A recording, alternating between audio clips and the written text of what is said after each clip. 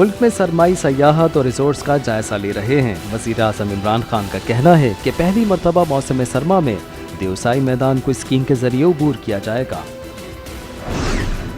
मुल्क में corona virus से मुतासरा अजला में पहली से 8वीं तक क्लासेस नहीं होंगी। स्कूलों को 28 अप्रैल तक बंद रखा जाए। वज़ीर तालीम शफकत महमूद ने ऐलान किया कि 19 अप्रैल से मैट्रिक और इंटर की क्लासेस नहीं होंगी और 40 लाख बच्चों के मैट्रिक इम्तहानात मई के तीसरे हफ्ते में होंगे। सूबे तालीमी इदारों का खुद फैसला करें। सिंध में पहली से 8वीं जमात तक की क्लासेस 22 अप्रैल से बहाल हो जाएंगी। स्कूल बंद नहीं किए जाएंगे। इम्तहानात वक्त मुकर्ररा पर होंगे।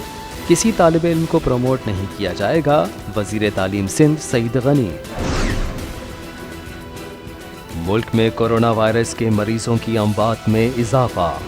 24 घंटों में 103 अफराद वायरस से इंतकाल कर गए। तकरीबन 4000 अफराद कोरोना वायरस से मुतासिर हुए। मुल्क में इस वक्त फाल केसेस की तादाद 63,103 है। National command and operation centre ने फैसला किया है कि 80 साल से ज़ायद उम्र के अफराद को उनके घरों में कोविड-19 की वैक्सीन लगाई जाएंगी।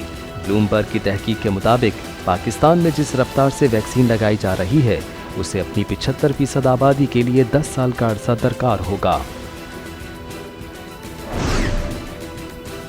सदर मुमलिकत डॉक्टर आरिफ अलवी ने रमज़ानुल मुबारक के बाबरकत महीने के पहले जुमे को नमाज इस्तिग़फ़ार अदा करने की तजवीज़ दी है।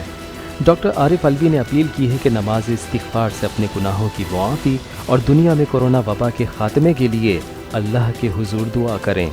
सदर मुमलिकत ने उलमाए कराम के 20 निकाती अलामिये को तमाम मसाजिद में नाफिज करने पर जोर दिया। उम्रा अदा करने के लिए कोरोना से बचाव की वैक्सीन लाजमी करार दे दी गई। सऊदी अरब ने नए कवायद व ज़वाबित जारी कर दिए। उम्रे की अदायगी से 14 रोज़ कबल वैक्सीन लगाना ज़रूरी है। सर्टिफिकेट के बगैर मस्जिदुल हराम और मस्जिद नबवी में दाखिले की इजाज़त नहीं होगी।